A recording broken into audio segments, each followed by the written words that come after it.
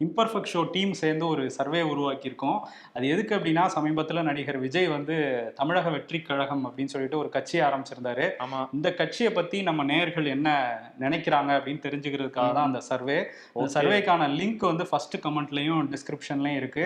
நீங்களும் உங்க நண்பர்களுக்கெல்லாம் ஷேர் பண்ணி அந்த கருத்துக்களை அந்த சர்வேல பங்கெடுத்துக்குங்க. ஆமா, நிச்சயம் பங்கெடுத்துக்கங்க. ஏன்னா முக்கியமான விவாதமா இருக்கும். எல்லாருடைய ஒப்பீனியன் என்னவா இருக்கு, புதுசா ஒரு நடிகர் வந்து திரும்பி ஒரு அரசியலுக்கு வராரு, ஏகப்பட்ட டாக்ஸ் வந்து அது மூலமா நம்ம ஜெனரேட் பண்ண முடியும். ஆமா, இப்ப இந்திய அளவுல டாக்கா இருக்கிறது வந்து ஒண்ணு வெள்ளை அறிக்கை, இன்னொன்னு கருப்பு அறிக்கை. முதல்ல வெள்ளை அறிக்கை என்ன சொல்றாங்க? வெள்ளை அறிக்கையை வந்து நிதியமைச்சர் நிர்மலா சீதாராமன் தாக்கல் பண்ணியிருக்காங்க.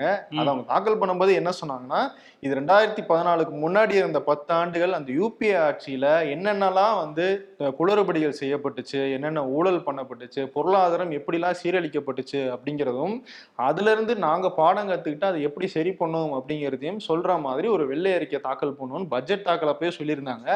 அதை தான் வந்து நேற்று தாக்கல் பண்ணியிருந்தாங்க. அதுல வந்து நிறைய சொல்லியிருந்தாங்க. ஊழல் நிறைய இருந்துச்சு, நிர்வாக சீர்கேடு இருந்துச்சு, பொருளாதார கொள்கைகள் ரொம்ப தவறா இருந்துச்சு அப்படின்னு பழைய விஷயங்கள்லாம் சொல்லியிருந்தாங்க. இதெல்லாம் தெரிஞ்சனாலதானே மக்கள் ஆட்சியே மாற்றம் செஞ்சாங்க. ஆனா திரும்பி அந்த வெள்ளை அறிக்கையில அதையே சொல்லியிருக்காங்க. அது போக நிறைய விஷயங்கள் சொல்லியிருக்காங்க. என்னென்ன அப்படின்னு பார்த்தோம்னா, இந்தியாவினுடைய ஜிடிபி 2014 இருந்ததுக்கும் இப்ப இருந்ததுக்கும் பெரிய அளவுல வந்து வளர்ந்துருக்கு.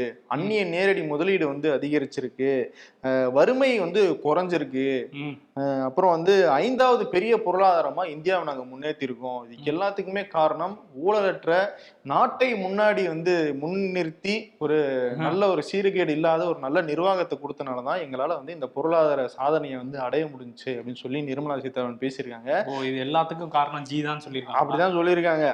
அதுல சில டேட்டாவோ சில விஷயங்களும் சொல்லியிருக்காங்க. என்னன்னா, பணவீக்கம், இன்ஃபிளேஷன் சொல்லுவோம்ல, விலைவாசி உயர்வு தொடர்பான அந்த நம்பர் வந்து ரொம்ப குறைஞ்சிருக்கு. அப்ப 8.3 இருந்துச்சு, இப்ப 5% நம்ம குறைச்சிருக்கோம் அப்படின்றாங்க. ஆனா சாமானிய மக்களுடைய கேள்விக்கு இன்னும் பதில் வரல. விலைவாசி குறைஞ்சிருக்குன்றீங்க, அப்ப ஆனா பெட்ரோல் டீசல் பிரைஸ் மட்டும் 102 ரூபாய்க்கு விக்குது, கேஸ் 1100 ரூபாய்க்கு விக்குது. அது விலைவாசியில வராது. இன்னொன்னு அது கச்சா எண்ணெய், வெளிநாட்டு டிபார்ட்மெண்ட். இது என்னங்க இது? நீ அப்ப பெட்ரோல் டீசல் விலையை குறைச்சிங்கன்னா இன்னும் பணவீக்கம் குறையும்ல, விலைவாசி குறையும்ல, அதையும் குறைக்க மாட்டீங்க அப்படின்னு ஒரு சாமானியன் கேள்வி கேட்கறான்ல, அந்த கேள்வி பதில் இல்ல. இத்தனைக்கும் கச்சா எண்ணெய் வந்து அப்போட இப்ப பேரல் வந்து கம்மியா தான் கிடைக்குது. இருந்தாலும் இவங்க பெட்ரோல் விலையை குறைக்காம இருக்காங்க. அதே மாதிரி வாராக்கடன் வந்து யூபி ஆட்சியில ரொம்ப அதிகமா இருந்துச்சு, வங்கிகள் அதனால ரொம்ப திணறிட்டு இருந்தாங்க, அதான் தள்ளுபடி பண்ணிட்டாங்களே. அததான் கேக்குறாங்க.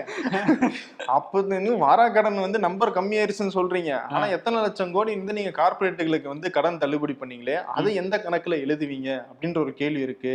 அதுக்கு அதுல பதில் கிடையாது. பொதுத்துறை நிறுவனங்களை வந்து சிதைச்சதே வந்து யூபிஏ ஆட்சி தான், அவங்கதான் ஆரம்பிச்சான்னு வந்து பெருமையா சொல்லுவாங்க. ஆனா சிதைச்சதும் அவங்கதான். ஏகப்பட்ட குளறுபடி, ஏர் இந்தியா வந்து இந்த மாதிரி ஆகி போச்சு. அதனாலதான் நாங்க எல்லாத்தையும் வித்துக்கிட்டு இருக்கோம். ஆமா, நீங்க கார்பரேட்டுக்கு இத்தனை லட்சம் கோடி நீங்க வந்து தள்ளுபடி பண்றீங்கல்ல, அப்ப ஏர் இந்தியாவோட கடனை நீங்களே சரி செஞ்சு அந்த நிர்வாகத்தை வந்து நீங்களே வந்து டேக் ஓவர் பண்ணியிருக்கலாம்ல. இந்தியாவுக்கு இந்நேரம் வந்து ஒரு அரசு விமான போக்குவரத்து சேவை இருந்திருக்கும். அப்படி ஒண்ணு இல்லவே இல்லாம ஒரு சிச்சுவேஷன் ஆயிருச்சு. இதுக்கு என்ன பதில் அப்படிங்கன்னா அதுக்கும் கிடையாது. அது மட்டும் கிடையாது, ஹைவேஸ் வந்து நாங்க ஒரு நாளைக்கு வந்து 28 கிலோமீட்டர் வந்து ஹைவேஸ் போடுறோம் அப்படின்னு சொல்றாங்க. நல்ல விஷயம்தான். ஆனா இன்னைக்கு இந்த மதுரையில இருந்து திண்டுக்கல் போற வழியில இருக்கிற நத்தம் டோல்கேட்ல ஒரு கார் போறதுக்கு 180 ரூபாவாம். இந்தியாவிலே இவ்வளவு காஸ்ட் கிடையாதுன்னு சொல்லி பெரிய குற்றச்சாட்டு எழுந்துகிட்டு இருக்கு. இன்னொரு பக்கம் கேட்டா, நாங்க வந்து மாநிலத்துக்கிட்ட இருந்து வாங்குற காசை ஃபுல்லா இந்த மாதிரி ரோட போடுறது, இன்ஃப்ராஸ்ட்ரக்சர் டெவலப் பண்றதுன்னு திரும்பி கொடுத்துறோம் அப்படின்றாங்க. அப்ப திரும்பி கொடுக்குறீங்க, ரைட்டு, எங்க வரி பணத்தை கொடுக்குறீங்க, அப்புறம் எதுக்கு டோல்கேட்ல காசு வாங்குறீங்க? இது என்ன கணக்கு? புரியவே இல்லையே. இல்ல, ஜிடிபி அதிகரிச்சிருக்குன்னா அது காரணம் வந்து எல்லா பெட்ரோல் விலையை அதிகரிச்சது, இதெல்லாம் அதிகரிச்சுதான் நாங்க ஜிடிபி அதிகரிச்சிருக்கோம் அப்படின்னு சொல்லுவாங்கன்னு நினைக்கிறேன். சரி, பிஜேபியில இருந்து வெள்ளை அறிக்கையை வெளியிடுறீங்களா? நாங்க அப்ப கருப்பு அறிக்கையை வெளியிடுறோம்னு காங்கிரஸ்ல இருந்து கிளம்பி இருந்தாங்க. நேற்று வந்து மல்லிகார்ஜுன கார்கே வந்து அந்த கருப்பு அறிக்கையை வெளியிட்டாரு. 54 பக்கம் கொண்ட அந்த கருப்பு அறிக்கை. அதுல வந்து எதை பத்தி எல்லாம் பேசியிருந்தாங்கன்னா, பொருளாதார சீரழிவு தான் நடந்திருக்கு மோடி கவர்மெண்ட்ல இருந்து சில டேட்டாஸ் எல்லாம் வந்து சொல்லியிருக்காங்க. அது மட்டும் இல்லாம வேலையின்மை, 2 கோடி இளைஞர்களுக்கு வேலை தரேன்னாங்க, ஆனா இந்த வேலை வாய்ப்பு இல்லாம தான் இருக்காங்க. சிறுபான்மையினருக்கு எதிராக நிறைய வந்து விஷயங்கள் வந்து நடந்திருக்கு, எதிராக தான் நடந்துகிட்டு இருக்கு இந்த 10 ஆண்டுகள்ல அப்படின்னு சொல்லியிருக்காங்க. அதுக்கப்புறம் டிமானிட்டை டிமானிட்டைசேஷன் அதை பத்தி வெள்ளை அறிக்கையில கூட இல்லைன்னு நினைக்கிறேன். ஆமா, வெள்ளை அறிக்கையில டிமானிட்டைசேஷன் பத்தியும் கிடையாது, இந்த வேலை வாய்ப்பு உருவாக்கம் அதை பத்தியும் கிடையாது, பச்சை கிளிங்கிற வார்த்தையே கிடையாது, கிடையவே கிடையாது. நேக்கா வந்து அதை வந்து ஒதுக்கிட்டு போயிட்டாங்க. அதுதான் அவர் கார்கே வந்து அதை வெளியிட்டு பேசும்போது இந்த மாதிரி பிரச்சனைக்குரிய விஷயத்த எப்பவுமே பிரதமர் மோடி பேச மாட்டாரு அப்படின்னு சொல்லியிருந்தாங்க. ஸோ டிமானிட்டைசேஷனும் இல்லை, அது அந்த டிமானிட்டைசேஷனோட தாக்கம் இன்ன வரையும் இருக்கு அப்படிங்கிறதெல்லாம் குறிப்பிட்டு அந்த கருப்பு அறிக்கை வந்து வெளியிட்டு இருக்காங்க. ஸோ வெள்ளை அறிக்கை வர்சஸ் கருப்பு அறிக்கை வந்து போயிட்டு இருக்கு நேஷனல் பாலிடிக்ஸ்ல. ஒரு பக்கம் நிர்மலா சீதாராமன் வெள்ளை அறிக்கையில வந்து முன்னாடி இருந்த மன்மோகன் சிங் ஆட்சி வந்து கிளின்னு கிழிக்கிறாங்க. இன்னொரு பக்கம் பிரதமர் மோடி வந்து மன்மோகன் சிங்கை பாராட்டுறாரு, அவருடைய பணிகள் மகத்தானது. இது மகத்தானதுன்னு சொல்லிட்டு அப்படியே ஊழல் குற்றச்சாட்டு சொல்றீங்க, புரியலையே எனக்கு. அவரோட பணிகள் தான் மகத்தானது, ஆட்சியோட பணிகள் மகத்தானது. அவருடைய நாட்டை வழிநடத்திய விதமும் நாடாளுமன்றத்தை வழிநடத்திய விதமும் ரொம்ப வந்து நினைவு கூறத்தக்கது. ஒரு நாள் வந்து அவர் முடியாத காலத்துல தன்னுடைய ஒரு வீல் சேர்ல வந்து ராஜ்யசபால ஒரு வாக்கெடுப்புக்கு வந்து பங்கேற்றாரு. அந்த அளவுக்கு கடமை உணர்ச்சி வந்து கொண்டவர். அவரை பார்த்து எல்லாரும் கத்துக்கணுங்கயா, கத்துக்கணும். முதல்ல கத்துக்க வேண்டியது நீங்க. ஏன்னா ஜி வந்து ஏதாவது பேசுறதுனா மட்டும்தான் வராரு, இல்லைன்னா நாடாளுமன்ற பக்கமே வரது. கேள்விக்கெல்லாம் பேச மாட்டாரு, நான் பாட்டுக்கு பேசுவேன் அப்படின்னு தான் சொல்லுவாரு. ஆமா, அதே மாதிரி நேத்து வந்து மன்மோகன் சிங்கும் வந்திருந்தாரு, தேவகவுடா வந்திருந்தாரு. இவங்க எல்லாம் எதுக்கு வந்திருக்காங்கன்னா அவங்களோட பதவிக்காலம் வந்து ஒரு 68 மாநிலங்களவை எம்பிக்களோட பதவிக்காலம் முடியுது. ஸோ அதை வந்து ஒரு ஃபேர்வெல் மாதிரி தான் வந்திருந்தாங்க. அங்கதான் மோடி வந்து பெருமையா பேசிட்டு இருந்தாரு. தேவகவுடாவுமே பேசினாரு. அவர் என்ன கேட்கிறாருன்னா, நான் கர்நாடகால காங்கிரஸோட நாங்க மதச்சார்பற்ற ஜனதா அதெல்லாம் கூட்டணி வச்சோம். அந்த டைம்ல கார்கே ஒரு நல்ல மனிதர், சிறந்த அரசியல்வாதிங்கிறதுனால அவரை தான் தலைவராக்கணும், அவரை தான் முதல்வராக்கணும்னு சொன்னேன். அது காங்கிரஸ் ஒத்துக்கல. இப்ப காங்கிரஸ் ஜெயிச்சா அவரை பிரதமரா ஏத்துக்குவீங்களா அப்படின்னா, ஏன்னா அவர் ஒரு பட்டியல் சமூகத்தை சேர்ந்தவர்னு சொல்லாம ஒரு மாதிரி அங்க பேசிட்டு போயிருக்காரு. இது நீங்க பிஜேபி கூட சேராம இருந்தா இந்த கேள்வி நீங்க கேட்டிருப்பீங்களா அப்படின்றத நம்ம திரும்பி கேட்கலாம். இன்னொரு விஷயம் என்னன்னா, ஓபி ரவீந்திரநாத் தமிழ்நாட்டுல இருந்து ஒரே ஒரு எம்பி, அவரும் எந்த கட்சின்னு தெரியல. இப்ப அதிமுக சேர்த்துக்க மாட்டேங்கிறாங்க. நாடாளுமன்றத்தை பொறுத்த வரைக்கும் அவர் அதிமுக தான். அது அதிமுக கருத்தை அப்ப எப்படி அவர் சொல்லியிருக்காருன்னா, பிரதமர் மோடி வந்து சிறப்பான ஆட்சியை வழங்கிட்டு இருக்காரு அப்படிங்கறதான் பேசியிருக்காரு. தமிழ்நாட்டுல இருந்து எதிர்கட்சிகள்லாம் வந்து ஒழுங்கா கொடுக்க மாட்டேங்கிறாங்க, புறக்கணிக்கிறாங்க, தமிழ்நாட்டுக்கு நிதி கொடுக்க மாட்டேங்கிறாங்கன்னு சொல்லிட்டு இருக்காங்க. அதெல்லாம் முற்றிலும் தவறானது அப்படின்ட்டு இருக்காரு. ஒரு சீட்டுக்காக இந்த பக்கம் வந்து அதிமுக இங்க மாநிலத்துல வேற ஒரு ஸ்டாண்ட்ல இருக்காங்க, நாடாளுமன்றத்துல அதிமுகன்னு ஒருத்தர் வேற ஒரு ஸ்டாண்ட்ல இருந்துட்டு இருக்காரு. நாளையோட வந்து நாடாளுமன்றம் முடியுது. சோ இன்னும் என்ன பாக்கி இருக்குன்னு தெரியல. ஆமா, நாளைக்கு என்ன அதிரடியா அறிவிக்கும். ஆட்சியினுடைய கடைசி நாடாளுமன்ற கூட்டத்தொடர் முடியுது அப்படின்னும் போது பெரிய ஒரு சர்ப்ரைஸோட முடிப்பாங்கன்னு நினைக்கிறேன். பார்ப்போம். வருண், தேர்தல் தேதியே அறிவிக்கப்படல, ஆனா அதுக்கு முன்னாடி கருத்து கணிப்பு முடிவுலாம் வந்து வெளிவர ஆரம்பிச்சிருச்சு. ஆமா, தேர்தல் தேதி என்னைக்குங்கிறது அவங்களுக்கு மட்டும் தான் தெரியும், தேர்தல் ஆணையத்துக்கு மட்டும் தான் தெரியும். என்னைக்கு வசதியா அன்னைக்கு சொல்லுவாங்க. ஆமா, அது அவங்களுக்குள்ளே வச்சிருக்காங்க, யாருக்கும் தெரியாத மாதிரி. ஆனா நிறைய அதிரடி அறிவிப்புகள்லாம் வரதை பார்த்தா அடுத்த வாரம் தேர்தல் தேதி வந்துடும் அப்படின்னு நினைக்கிறேன். இப்போ வந்து அந்த தேர்தல் ஆணையத்துல இருந்து என்ன பண்ணிருக்காங்கன்னா, நாங்க இந்த மை வைப்பாங்கல்ல கையில, அதுக்கான பணிகள்லாம் ஆரம்பிச்சிட்டாங்க. அந்த பணிகளையும் ரொம்ப ஸ்ட்ரிக்டா எல்லாம் ஓட்டு போட்டு செல்ஃபி எடுக்க ரெடியா இருங்க. ஆமா, கையை மட்டும் போட்டோ எடுப்பாங்க சில பேரு. ஓகே, இப்போ என்னன்னா அந்த தேர்தலை வச்சு சர்வே எல்லாம் வெளியிட ஆரம்பிச்சிருக்காங்க. இந்தியா டுடேவும் சி ஓட்டரும் சேர்ந்து நடத்தின ஒரு ஏர்லி போல் ப்ரெடிக்ஷன் வந்து வெளியாயிருக்கு. அதுல என்ன சொல்லியிருக்காங்கன்னா, என்டிஏ கூட்டணி, பாஜக தலைமையிலான என்டிஏ கூட்டணிக்கு 335 இடங்கள் கிடைக்கும் அப்படின்னு சொல்லியிருக்காங்க. இந்தியா கூட்டணிக்கு வந்து 166 இடங்கள் வந்து கிடைக்கும். என்னப்பா 400 சொன்னாங்க, அதெல்லாம் வராதா? ஆமா ஜி, வந்து அது இப்பதானே இன்னும் ஸ்டார்ட் ஆயிருக்கு, இன்னும் 3 மாசம் இருக்குல்ல, பிரச்சாரம் இன்னும் போல இல்ல. ரோட் ஷோ எல்லாம் போனாருன்னா 400 வந்துரும், அதான் அவர் சொல்லியிருக்காரு. இதுல வந்து அந்த 335ல பிஜேபிக்கு மட்டும் வந்து 304 சீட்டுகள் வந்து கிடைக்கும். அதுல வந்து இந்தியா கூட்டணியில 71 சீட்டு வந்து கிடைக்கும் காங்கிரஸ்க்கு அப்படின்னு சொல்லியிருக்காங்க. மற்ற கட்சிகள் 42 இடங்கள்ல ஜெயிப்பாங்கன்னு. தமிழ்நாடை பொறுத்தவரை திமுக தலைமையிலான அந்த இந்தியா கூட்டணி தமிழ்நாட்டுல 39 இடங்கள்லயுமே அவங்க தான் ஜெயிப்பாங்க. அதிமுகவும் முட்டை தான் அப்படின்னு வந்து சொல்லியிருக்காங்க. ஏன்னா அதிமுக எத்தனை ஆப்போசிஷன் பாருங்க, ஓபிஎஸ் ஒரு பக்கம், பிஜேபி ஒரு பக்கம், அமமுக ஒரு பக்கம், எவ்வளவுதான் வந்து திமுக ஒரு பக்கம், என்னதான் பண்ணுவார் அவரு அப்படின்ற மாதிரி அவரு ப்ரெடிக்ஷன்ஸும் வந்து நமக்கு தெரியுது. ஆமா ஆமா. இன்னொரு பக்கம் டைம்ஸ் நவ் அவங்களும் வந்து ஒரு சர்வே நடத்தியிருக்காங்க. சரி, அதுல வந்து தேசிய அளவுல என்டிஏ கூட்டணி, பாஜகனுடைய என்டிஏ கூட்டணி 366 இடங்கள்ல வந்து ஜெயிப்பாங்க அப்படின்னு சொல்லியிருக்காங்க. இந்தியா கூட்டணி 104 இடங்கள்ல ஜெயிக்கும் அப்படின்றது வந்து டைம்ஸ் நவுடைய கணிப்பு. 104 அவங்களுக்கு கொஞ்சம் ஷாக்கிங்கா தான் இருக்கும்னு நினைக்கிறேன். சரி, இன்னொரு பக்கம் தமிழ்நாட்டுல திமுகவுடைய அந்த இந்தியா கூட்டணி வந்து 36 இடங்கள்ல ஜெயிக்கும் அப்படின்னு சொல்லியிருக்காங்க. அந்த 3 தொகுதி யாருக்கும் தெரியல. ஓ 3 தொகுதி அது திமுக சரி அதிமுக பிஜேபிக்கு எல்லாம் போகுங்கிற மாதிரி அவங்க கணிச்சிருக்காங்க. சரி இந்த கணிப்புகள்லாம் வந்து ரொம்ப ஏர்லி, ஏன்னா இன்னும் இந்த கூட்டணியே அமைக்கல தமிழ்நாட்டுல எல்லாம். பாமக எங்க இருக்காங்க, தேமுதிக எங்க இருக்காங்கன்னு தெரியல. அடுத்த செட் ஆஃப் பாரத ரத்னா விருதோட வந்து பிரதமர் மோடி வந்துட்டாரு. முன்னாள் பிரதமர்களான நரசிம்மராவ் இவர் வந்து காங்கிரசினுடைய பிரதமரா இருந்தாரு. எப்போ எந்த டைம்ல இருந்தாரு? கரெக்டா அந்த பாபர் மசூதியெல்லாம் இடிச்சாங்கல்ல, ஓகே ஓகே, அந்த நேரத்துல வந்து அவர் பிரதமரா இருந்தாரு. அதனால வந்து அவருக்கு ஒரு விருது கொடுத்திருக்காங்க, பாரத ரத்னா. சேவைகள்லாம் பாராட்டி கொடுத்திருக்காங்க. அதே மாதிரி முன்னாள் பிரதமரான சௌத்ரி சரண் சிங் அவருக்கும் வந்து பாரத ரத்னா கொடுத்திருக்காங்க. ஓகே, அவர் ஆனா 2-3 கட்சிகள் எல்லாம் இருந்தாரு. மதச்சார்பற்ற ஜனதாதளத்துல எல்லாம் இருந்திருக்காரு. சோ அவருக்கு வந்து கொடுத்த அடுத்த நிமிஷமே அவரோட பேரை வந்து இந்தியா கூட்டணியில இருந்து என்டிஏக்கு வந்துட்டாராமே. அப்படியா? ஆமா, ஜெயந்த் சிங் அப்படிங்கிறவர் ராஷ்டிரிய லோக் தளம் அப்படிங்கிற கட்சி வச்சிருக்காரு. இந்த கட்சி இவரோட தாத்தா தான் வந்து சரண் சிங். சோ அவர் வந்து இங்க வந்துட்டாரு. இதே மாதிரிதான் கர்பூரி தாக்கூர், பீகாரோட முன்னாள் முதல்வருக்கு கொடுத்த சில நாட்கள் கழிச்சு நிதிஷ்குமார் இந்த பக்கம் வந்தாரு. இவங்க பாத்தீங்கன்னா பாரத ரத்னாவுக்கு உண்டான மரியாதை போச்சரான்ற மாதிரி இருக்கு இவங்களுடைய செயல்பாடு எல்லாம். ஆமா, ஆனா வந்து அதே மாதிரி MS சுவாமிநாதனுக்கும் வந்து கொடுத்துருக்காங்க, நம்ம தமிழ்நாட்டை சேர்ந்த வேளாண் விஞ்ஞானி. ஸோ இவங்க ஒரு கால்குலேட்டடான ஒரு விஷயத்த வச்சுதான் எலெக்ஷனுக்காக பண்றாங்கிற பேச்சு இருந்தாலும் அவங்களாம் வந்து நிறைய விஷயங்கள் பண்ணியிருக்காங்க. முன்னாள் பிரதமர்களா இருந்தவங்களும் சரி, இவர் MS சுவாமிநாதனும் சரி, அவங்களுக்கு கிடைச்சது ஒரு வகையில மகிழ்ச்சியா இருந்தாலும் 10 ஆண்டு காலம் ஆட்சியில இருந்துட்டு கடைசி நேரத்துல கொடுக்கறதுல அரசியல் இல்லைங்கிறது நம்ம வந்து நம்பிதான் ஆகணும். அதே மாதிரி வந்து இந்த வெள்ளை அறிக்கை கூட 10 ஆண்டுகள் இருந்தா கூட கடைசியில தான் கொடுத்திருக்காங்க. சொன்ன மாதிரி வந்தவனே கொடுத்திருக்கலாமே, அவ்வளவு பிரச்சனை இருந்துச்சுன்னு சொல்றாங்க, அப்பயே கொடுத்திருக்கலாம். அதுக்கு வந்து கண்டுபிடிக்கவே 10 ஆண்டுகள் ஆயிருக்கு. இன்னொரு விஷயம் என்னன்னா, இந்த ஆந்திரா அரசியல் வந்து ஒரு வித்தியாசமா போயிட்டு இருக்கு.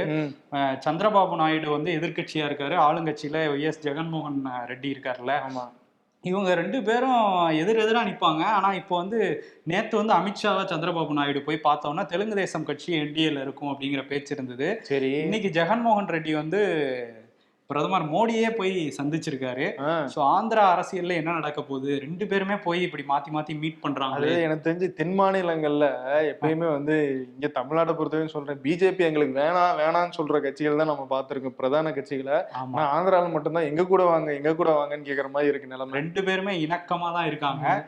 ஓகே, இன்னொரு விஷயம் வந்து ஒரு நேஷனல் லெவல்ல பெருசா இருக்கு. என்ன விஷயம் அப்படின்னா, ராகுல் காந்தி பேசும்போது என்ன சொல்லியிருந்தாருன்னா, இவர் வந்து பிக்கஸ்ட் ஓபிசி லீடர்னு வந்து பார்லிமெண்ட்ல சொல்லியிருந்தாரு மோடி.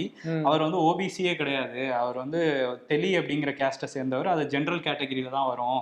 இவங்க 2000ஆம் ஆண்டுல தான் அந்த மாதிரி மாத்திக்கிட்டாங்க கவர்மெண்ட், குஜராத் கவர்மெண்ட் வந்து அதை ஓபிசியை மாத்தினதுனால தான் இவர் ஓபிசின்னு சொல்றாரு. இவர் சாதிவாரி கணக்கெடுப்புலாம் முக்கியத்துவம் கொடுக்க மாட்டாரு அதனால அப்படிங்கிற மாதிரி பேசியிருந்தாரு. இப்போ பிஜேபியில இருந்து என்ன சொல்றாங்கன்னா, அதெல்லாம் கிடையாது, 2000ல எல்லாம் மாத்தல, 1999 அக்டோபர் 27 தான் மாத்திருக்கோம், அவர் பிரதமர் ஆகிறது 2 வருஷம் முன்னாடியே மாத்திருக்கோம் அப்படின்னு சொல்றாங்க. சரி, அப்ப யாரு அவர் முதல்வர் ஆகிறதுக்கு முன்னாடியே மாத்திருக்கோம்னு சொல்லியிருக்காங்க. அப்ப யாரு முதல்வரா இருந்தா அப்படின்னு பார்த்தா கேஷுபாய் பட்டேல், அவரும் பாஜகவை சேர்ந்தவர். அவங்களே வந்து டேட்டாஸ்லாம் இப்போ வெளியே எடுத்து கொடுத்துருக்காங்க. இது ஒரு ஓபிசி அரசியல் வந்து ஒன்று போயிட்டு இருக்கு. இன்னொன்று வந்து என்னன்னா, ராகுல் காந்தி வந்து பேசும்போது என்ன சொல்லியிருக்காரு, இன்னைக்கு ஒடிசா போயிருக்காரு.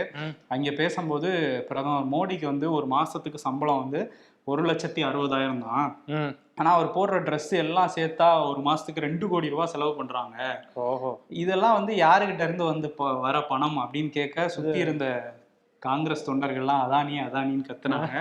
அந்த வீடியோவை ஷேர் பண்ணிட்டு இருக்காங்க. PM கேர்ஸ்னு ஒரு அமௌண்ட் போட்டோம், அது என்ன ஆச்சுன்னே தெரியல. ஞாபகம் இருக்கா? கொரோனா டயத்துல ஒருவேளை PM கேர் பண்ணிக்கிறதுக்காக அவர் எடுத்துக்கிட்டாரா என்னன்னு தெரியல. அதுதான் சு வெங்கடேசன் MP சொல்றாப்புல, நாடாளுமன்றத்துல பிரதமர் மோடி பேசும்போது எதிர்கட்சியினர்லாம் வந்து கருப்பு சட்டையில வந்து எங்களுக்கு வந்து ஃபேஷன் ஷோ காட்டிக்கிட்டு இருந்தாங்க அப்படின்னு ஒரு மாதிரி கிண்டலா பேசுறாரு. ஆனா உண்மையாவே ஃபேஷன் ஷோ வந்து இந்த 10 வருஷம் யார் நடத்தினா அப்படிங்கறது தெரியும்னு சொல்லிட்டு அவர் என்னன்னா வந்து ட்ரெஸ்ஸிங் பண்ணாரோ அந்த கொலாஜ்ல எடுத்து போட்டு ட்விட்டர்ல வந்து பதிவிட்டு இருந்தாரு. ஓஹோ, இவரே கொலாஜ் பண்ணி கொடுத்துருக்காரு, அவங்க ஷேர் பண்ணிக்குவாங்கன்னு நினைக்கிறேன். உத்தரகாண்ட் மாநிலத்துல இப்பதான் வந்து பொது சிவில் சட்டத்தை வந்து அமல்படுத்தியிருந்தாங்க. அதுக்கு அங்க உள்ள இஸ்லாமியர்கள்லாம் பயங்கர எதிர்ப்பு தெரிவிச்சிட்டு இருந்தாங்க. ஒரு பதற்றமான சூழல் தான் வந்து அங்க இருந்தது. இப்போ என்ன பண்ணிட்டாங்க அப்படின்னா, அங்க உள்ள ஒரு ஹல்துவானி அப்படிங்கிற பகுதியில் உள்ள ஒரு மதராசாவை வந்து இடிச்சிருக்காங்க. இஸ்லாமியர்களுக்கு சொந்தமான அந்த மதராசாவை வந்து இடிச்சிருக்காங்க. இடிச்சிட்டு இருக்கிற சமயத்திலே வந்து சிலர் அந்த அதிகாரிகள் மேல கல்லெல்லாம் தூக்கி போட்டதா சொல்றாங்க. இதனால அங்க ஒரு கலவரம் வெடிச்சு அங்க நிறைய இடங்களுக்கு தீ வைக்கப்பட்டிருக்கு. இந்த வன்முறையில வந்து ஒரு 4 பேர் இதுவரையும் பலியாயிருக்காங்க. பலர் வந்து காயமடைஞ்சிருக்காங்க. அந்த பகுதிக்கு மட்டும் ஊரடங்கு உத்தரவெல்லாம் வந்து இப்போ உத்தரகாண்ட் அரசு போட்டிருக்கு. இதெல்லாம் தாண்டி அங்க வந்து கலவரத்துல ஈடுபடுற யாரை வேணாலும் பார்த்தா சுடலாம் அப்படிங்கிற உத்தரவு கூட பாஜக முதல்வரான புஷ்கர் சிங் தாமி வந்து போட்டிருக்கதா தகவல்களும் வந்துட்டு இருக்கு. ஓகே. ஒரு பக்கம் மணிப்பூர் வந்து இன்னும் அந்த கலவரம் அடங்கலை. இன்னொரு பக்கம் உத்தரகாண்ட்லயும் வந்து ஒரு சட்டம் ஒழுங்கு பிரச்சனை தான் போயிட்டு இருக்கு. இதுக்கு முன்னாடி ஹரியானால வந்துச்சு. எல்லா இடத்துலயும் பிஜேபி கவர்மெண்ட் இருந்தாலும் இதை பத்தி வந்து மோடியோ அமித்ஷாவோ சட்டம் ஒழுங்குலாம் பேச மாட்டாங்க. பட் வேற ஏதாவது மாநிலத்துல லைட்டா ஏதாவது நடந்தாலும் இது எல்லாமே வந்து நடக்கிற நேரமும் நம்ம வந்து கவனிக்க வேண்டியதா இருக்கு. தேர்தல் ஒட்டி நடக்குது. அதான் யூசிசி வந்து கொண்டு வந்திருக்காங்க. அப்படி கொண்டு வந்ததுக்கு அப்புறம் உடனே ஒரு அதிருப்தி இருக்கும். இந்த நேரத்துல நம்ம பார்த்து செயல்படணும்னு இன்னும் கொஞ்சம் கவனமா கூட அந்த அரசு வந்து செயல்படணும்னு நினைக்கல. பட் புல்டோசரை இறக்கியிருக்காங்க. பிரச்சனையா இருக்கு. இன்னொரு பக்கம் வெயிட்டா விவசாயிகள்லாம் வந்துட்டு இருக்காங்க. ஆமா, முன்னாடி ஒரு போராட்டம் நடந்துச்சுல, 3 விவசாயிகள் சட்டத்தை எதிர்த்து. அந்த மாதிரி ஒரு பெரிய போராட்டம் திரும்பி வந்துருமோ அந்த தேர்தல் நேரத்துல அப்படின்னு சொல்லி மத்திய அரசு கொஞ்சம் பயந்துதான் இருக்காங்கன்னா. என்னன்னா, நொய்டா, பஞ்சாப், ஹரியானா விவசாயிகள் வந்து இந்த மினிமம் சப்போர்ட் பிரைஸ் சொல்லுவாங்கல்ல, குறைந்தபட்ச ஆதார விலை, அதை வந்து நீங்க எங்களுக்கு வந்து உயர்த்தி கொடுக்கணும். அது மட்டும் இல்ல, அந்த 3 வேளாண் சட்டங்களை எதிர்த்து போராடின விவசாயிகள் மேல போடப்பட்ட வழக்குகளை ரத்து செய்யணும்னு இப்படி பல்வேறு கோரிக்கைகளை வச்சு நாடாளுமன்றத்தை நோக்கி நாங்க வந்து டிராக்டர் பேரணி போறோம் அப்படின்னு சொல்லி அறிவிச்சாங்க. நேத்து நொய்டால இருந்த விவசாயிகள்லாம் கிளம்புனாங்க. அதுக்காக வந்து டெல்லியினுடைய எல்லையில வந்து பயங்கர பாதுகாப்பு ஏற்பாடு பண்ணி அவங்கள வரவிடாம செஞ்சு, உள்ள வர யாரும் வந்து விவசாயிகள் புகுந்து வந்துடக்கூடாதுன்னு ஒரு காரா நிறுத்தி, ஒரு வண்டியா நிறுத்தி வந்து அவங்க சர்ச் பண்ணிருக்காங்க. அதனால பயங்கரமான டிராபிக் நேற்று டெல்லி ஃபுல்லா. இன்னைக்கு வந்து பஞ்சாப்ல, ஹரியானா அங்கேயும் வந்து விவசாயிகள் நாங்க வந்து பேரணி நடத்த போறோம் அப்படின்னு சொல்லியிருக்கிறதுனால 3 அமைச்சர்கள் கொண்ட குழு, மத்திய அமைச்சர்கள் கொண்ட குழு வந்து நேரடியா போய் விவசாயிகளோட பேச்சுவார்த்தை நடத்திட்டு இருக்காங்க. தயவு செய்து வந்து போராட்டத்தை நடத்தாதீங்க, எங்களுக்கு ஓட்டு கொஞ்சம் ஒழுகாது அப்படின்னு சொல்லி கேட்க போயிருக்காங்க. ஆனா வந்து திரும்ப ஒரு பெரிய போராட்டத்துக்கான அறிகுறி வந்து தெரியுது விவசாயிகள் பக்கம் இருந்து. இன்னொரு விஷயம், மகாராஷ்டிரால இப்ப கொஞ்ச நாள் முன்னாடி தான் நம்ம பார்த்தோம், ஒரு பாஜக எம்எல்ஏ போலீஸ் ஸ்டேஷனுக்குள்ளேயே துப்பாக்கியை வச்சு சில பேரை வந்து சுடுற வீடியோ காட்சி வந்து பார்க்கும்போது ரொம்ப பயமாவே இருந்தது. அதெல்லாம் பார்க்கும்போது இப்போ திரும்பியும் அதே மகாராஷ்டிரால மும்பையில் வந்து ஃபேஸ்புக் லைவ்ல வந்து சிவசேனா உத்தவ் தாக்கரே அணி இருக்காங்கல்ல, அதை சேர்ந்த அபிஷேக் அப்படிங்கிற ஒரு நிர்வாகி, அவர் வந்து லைவ்ல பேசிட்டு இருந்திருக்காரு. அவரை கூட வந்து மோரிஸ் பாய் அப்படின்னு சொல்ற ஒருத்தரும் பேசிட்டு இருந்திருக்காரு. பேசிட்டு அந்த லைவ் முடிஞ்ச நேரத்தில் துப்பாக்கி எடுத்து அந்த மோரிஸ் பாய்ங்கிறவர் வந்து அபிஷேக்ங்கிறவரை சுட்டு கொண்டிருக்காரு. இது லைவ்லேயே வந்து ரெக்கார்ட் ஆகிருக்கு. அந்த வீடியோவும் வந்து இப்போ வெளியாயிருக்கு. இதுக்கப்புறம் என்ன நடந்துச்சுன்னு போலீஸ் சொல்கிறாங்கன்னா, 2 பேருக்குமே வந்து முன்பகை இருந்திருக்கு. கவுன்சிலர், அதாவது வரப்போகிற அந்த மும்பை மாநகராட்சி தேர்தலில் கவுன்சிலர் சீட்டில் 2 பேருக்கும் ஒரு உரசல் இருந்திருக்கு. அதனால இந்த மௌரிஸ் பாய்ங்கிறவரே அவரை சுட்டுட்டு அவரே வந்து தன்னை சுட்டுக்கிட்டு இறந்துட்டாரு அப்படிங்கிற மாதிரி மும்பை போலீஸ் சொல்றாங்க. இப்படி இதுல நிறைய சந்தேகங்களும் இருக்கு, தொடர்ந்து விசாரிப்போம்லாம் சொல்லியிருக்காங்க. இது வந்து இப்போதான் நம்ம மும்பையில் அடிக்கடி இது மாதிரி நடந்துகிட்டு இருக்கு. ஆனால் வந்து துப்பாக்கி கலாச்சாரம் இருக்கு, அங்கே பிஜேபி கூட்டணி ஆட்சி தான் இருக்கு. இதை பற்றியும் வந்து பேச மாட்டாங்க. ஏன்னா சட்டம் ஒழுங்குன்னு இங்கே வந்து அவ்வளோ தூரம் பேசுகிறவங்க, அங்கே வந்து அவங்களுடைய கட்சிக்காரங்களே, அவங்களுடைய கூட்டணி கட்சிக்காரங்களே இந்த மாதிரி துப்பாக்கி எடுத்து சுற்றிட்டு இருக்காங்க. அதெல்லாம் வந்து யாரும் கேட்கறது கிடையாது. ஆமாம், துப்பாக்கி கலாச்சாரம் வந்து அதிகமாக கொஞ்சம் பயமாக தான் இருக்குது. ஆமாம். இன்னொரு பக்கம் டெல்லியில் வந்து 1.5 வருஷத்துக்கு முன்னாடி வந்து ஒரு டனல் ஒன்று ஓப்பன் பண்ணாங்க. அந்த டனல் வந்து 1.5 கிலோமீட்டர் நீளம் உள்ள ஒரு சாலையா வந்து அமைச்சிருந்தாங்க. பிரதமர் மோடி தான் திறந்து வச்சாரு. அது வந்து பிரகதி டனல் அப்படின்னு சொல்லுவாங்க, பிரகதி ரோட் டனல் அப்படின்னு சொல்லுவாங்க. கிட்டத்தட்ட 777 கோடி ரூபாய் மதிப்புல கட்டப்பட்டது. இப்போ என்னன்னா, அது வந்து எதுக்கும் ஆகாது, புதுசாதான் கட்டணும் அப்படின்னு சொல்லிட்டு டெல்லியினுடைய பொதுப்பணித்துறை வந்து சொல்லிட்டாங்க. ஏன்னா உள்ள இருந்து தண்ணியா லீக் ஆகுதான். அவங்க வந்து சாயில் டெஸ்டிங்லாம் சரியா பண்ணாம வந்து இந்த கட்டுமான நிறுவனம் வந்து பண்ணிட்டாங்க. இது ஒன்னுத்துக்கும் ஆகாது, கீழே போட்டிருக்கேன்ற மாதிரி தான் சொல்லியிருக்காங்க. ஆமா, ஆனா வந்து பிரதமர் மோடி இதை திறந்து வைக்கும் போது பயங்கரமாலாம் பேசிட்டு இருந்தாரு. பட் டெல்லியில இப்படி ஒரு விஷயம் நடந்துகிட்டு இருக்கு. திமுக எம்பி ஆர் ராசா சில நாட்களுக்கு முன்னாடி நடந்த ஒரு கூட்டத்துல வந்து எம்ஜிஆரோட ஆட்சியை பத்தியும் அவரை பத்தியும் நிறைய விமர்சனங்களை வச்சிருந்தாரு. அதுல சில அவதூறான கருத்துக்களையும் வந்து அவர் பதிவு பண்ணியிருந்தாரு. இதை எதிர்த்து அதிமுக சார்பில் இன்னைக்கு ஒரு போராட்டம் வந்து நடத்திட்டு இருக்காங்க. அவர் தொகுதியிலே போய் நடத்துறாங்க, ஆராசா தொகுதியிலே. அங்க வந்து எடப்பாடி பழனிசாமி பேசும்போது என்ன சொல்லியிருக்காருன்னா, எம்ஜிஆர் முகத்தை வச்சுதான் திமுக ஆட்சிக்கே வந்தது. அவர் இல்லைன்னா ஆட்சிக்கே நீங்க வந்திருக்க முடியாது ஆரம்ப காலத்துல, அதெல்லாம் மறந்துட்டு பேசிட்டு இருக்காரு அப்படின்னு சொல்லியிருக்காரு. முன்னாடியே சொல்லியிருந்தாங்க, இப்போ துரைமுருகன்ட்ட போய் கேட்டு பாருங்க, எம்ஜிஆர் தான் என்ன வளர்த்து விட்ட தெய்வம்லாம் பேசுவாரு, உங்க கட்சியில தானே இருக்காரு, கேட்டு தெரிஞ்சுக்குங்க எம்ஜிஆரை பத்திங்களாம்.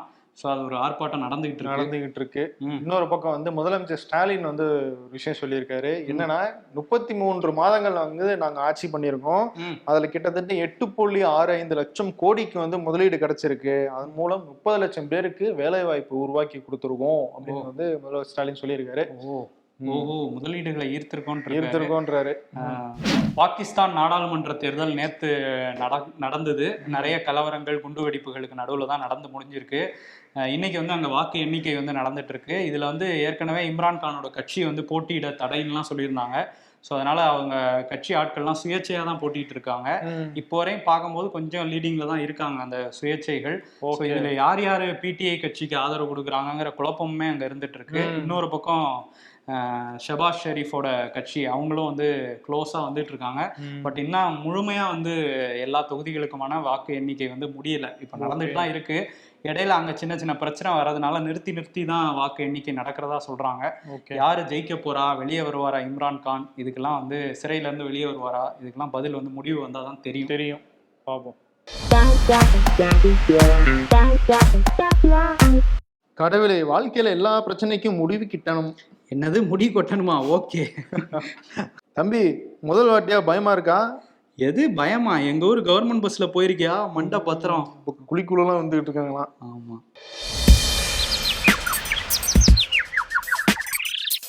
கர்நாடகாவில் எய்ம்ஸ் அமைக்கவில்லை என்று காங்கிரஸ் போராட்டம். செய்தி. மத்திய அரசு நவ் கர்நாடகாவுக்கு ஒரு செங்கல் பார்சல். ஒரே செங்கல் தான், பட்ஜெட் ரொம்ப கம்மி. கருமாரி அம்மனிடம் 8 பவுன் நகை திருட்டு.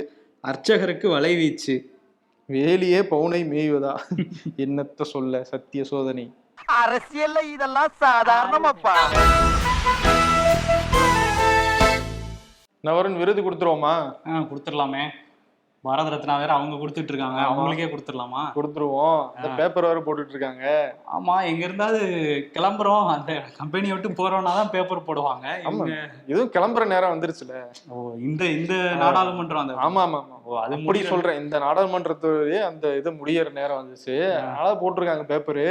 நீ இந்த பேப்பர் ரோஸ்ட் சாப்பிட்டுருக்கியா? ஆமா, அதான் லிவருக்கு நல்லதாச்சு. அந்த மாதிரி இந்த பேப்பர் ரோஸ்ட்ல வந்து நாட்டுக்கு நல்லதுன்னு நிறைய வந்து அவங்க போட்டிருக்காங்க. ஆமா, ஆனா நம்ம கண்ணுக்கு எதுவும் தெரியலப்பா. வெள்ளை அறிக்கை வந்து நிறைய விஷயம் சொல்லியிருக்கோம் அப்படின்னு நிறைய வெள்ளை பேப்பரா வச்சிருக்காங்க நிர்மலா சீதாராமன்.